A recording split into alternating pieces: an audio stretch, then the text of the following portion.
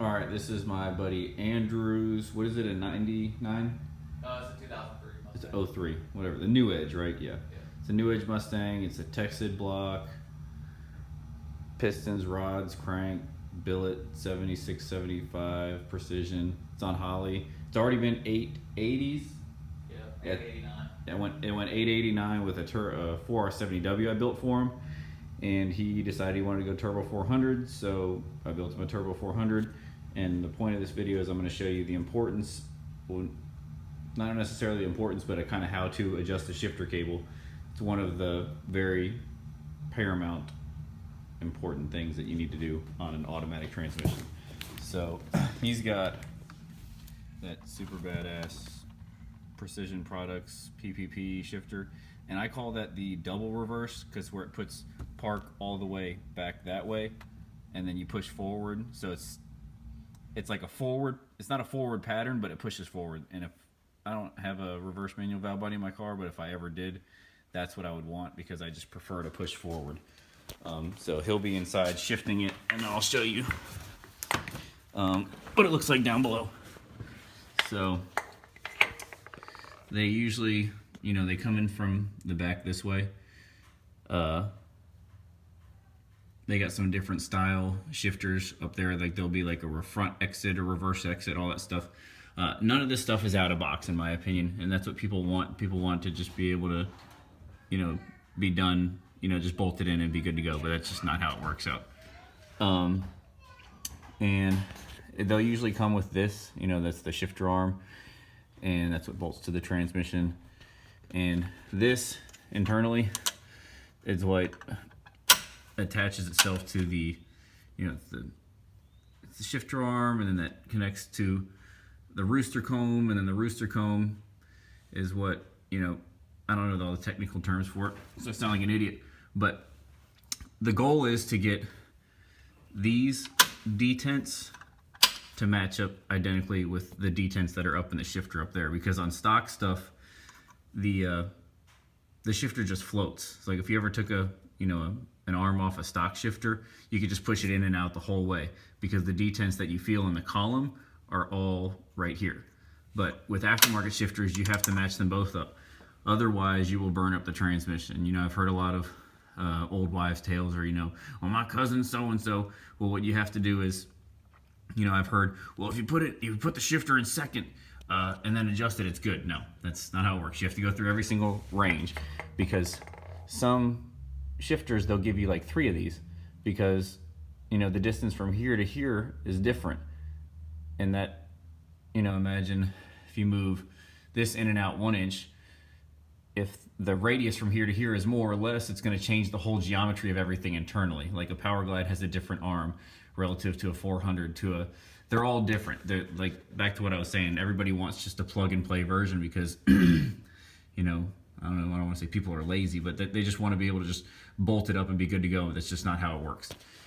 So, you know, what I do, you mount the shifter first, then you mount this, then you get the shifter cable connected to the shifter inside the car, and then there's basically 2 main adjustments. There's this, you know, they're usually 11/16 or 17 mil or something like that.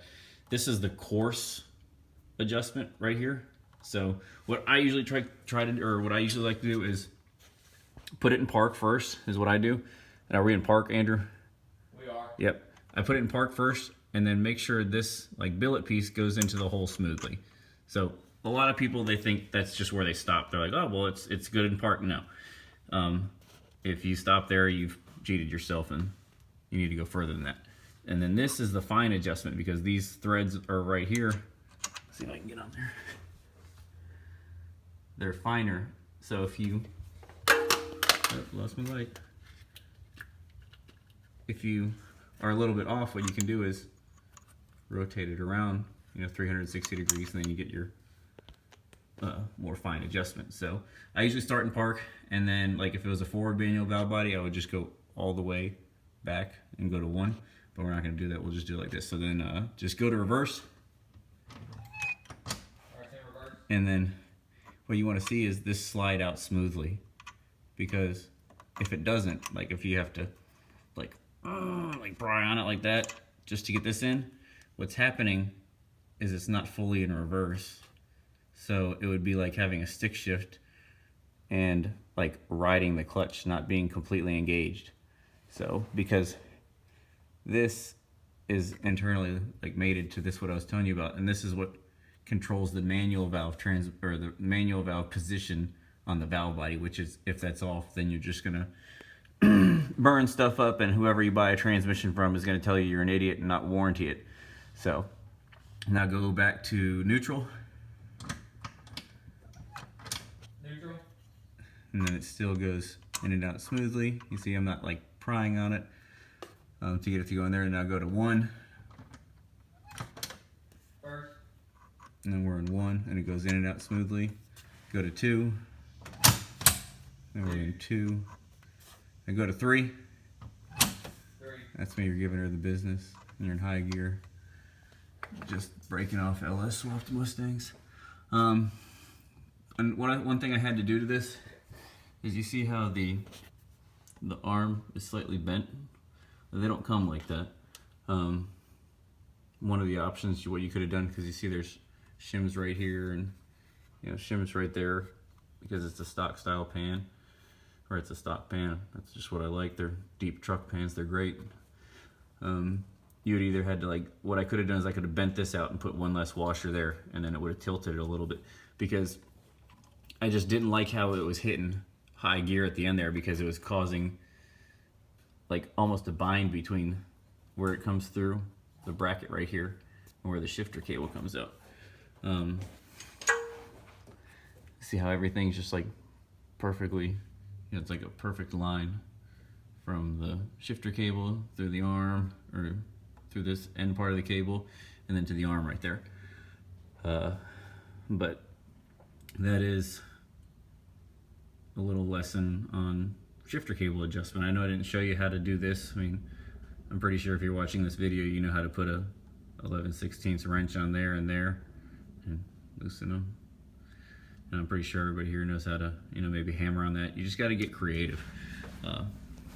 That's what this whole, this whole hot rodding deal is about, is thinking outside the box and doing something different. There's a kitty over there. But yeah, I hope that put a little,